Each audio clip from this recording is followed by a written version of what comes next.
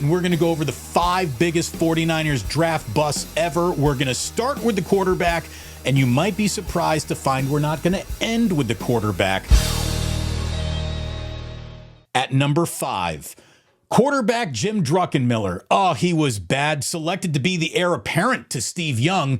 Anything but that actually happened. To be Steve Young's heir apparent, you got to be a smart guy, and his football IQ was just not dialed in. The quarterback from Virginia Tech would wash out quickly, immediately. His work ethic, his personality were all brought into question. Oh, that football IQ problems arose. He would dress for 6 games. He would start 1, and in that one start, he would throw 3 interceptions. Jim Druckenmiller was out of the NFL in 2 seasons, but at least he did something. That is more than Kentwan Balmer really did for the San Francisco 49ers, because he never even started a game. Our 4th biggest draft bust, Kentwan Balmer, 29th overall first rounder from 2008. Balmer would be off the roster in just 2 seasons. He never even started a game for the San Francisco 49ers. What made this one particularly hard to sell to the fans was that everybody in the Bay Area wanted Deshaun Jackson, who had a great career at Cal, over in Berkeley, and the 49ers blew that. The need for wide receivers always present with the 49ers because of a few huge swings and misses on draft day, and that brings us to number 3, our 3rd biggest bust, wide receiver Rashawn Woods, who absolutely killed it as an Oklahoma State Cowboy. Rashawn Woods was a player a lot of people thought, oh, the Niners got a good one here. Nope, he would only last 1 NFL season.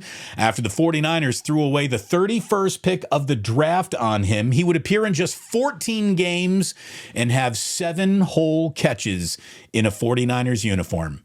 Now, this next one might surprise you. You might have thought you would get this next one at number 1, but for the 2nd biggest bust in 49ers draft history, this is where I'm bringing up Trey Lance. Now, obviously, this is far and away the most costly draft day mistake the 49ers ever made. They gave away so much draft capital to take this quarterback from an unproven college. And, I don't even think Shanahan really even wanted him. He wanted the idea of him. Well, the idea of Trey Lance is the only thing that is preventing him from being number 1, because the truth is, look, he clearly did not work out for the 49ers. And the draft capital given up to draft him did as much to beat the 49ers in any Super Bowl they've appeared in with Kyle Shanahan as the Kansas City Chiefs have. Like, they would have had premium picks added to a roster that certainly was missing them last season. Anyway, to be fair to Trey Lance, and I know no one likes being fair to anybody, he's not even 25 years old yet. His career is not over. The odds feel insurmountable. He's in another how are you going to get out there and play situation with the Los Angeles Chargers that he found himself in with the Dallas Cowboys, that he quickly found himself in with the 49ers. Trey Lance needs playing time, and I don't know where it's coming from, but his career isn't over. Like, he's still in the league. We don't know how it ends for Trey Lance. It obviously ended poorly for him, but he at least started 4 games for the 49ers. His most famous play being a broken ankle. And unfortunately, he didn't break a defender's ankle. He broke his own ankle.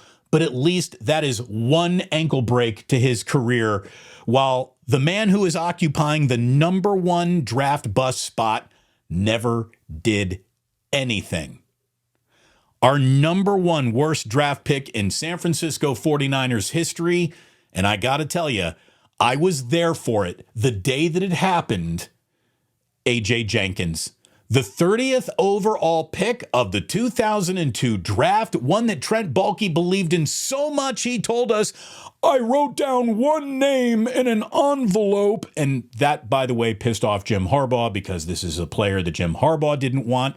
This is a player that, even though I watch as much bad Big Ten football as anybody in America, like A.J. Jenkins never even appeared in my consciousness coming out of Illinois.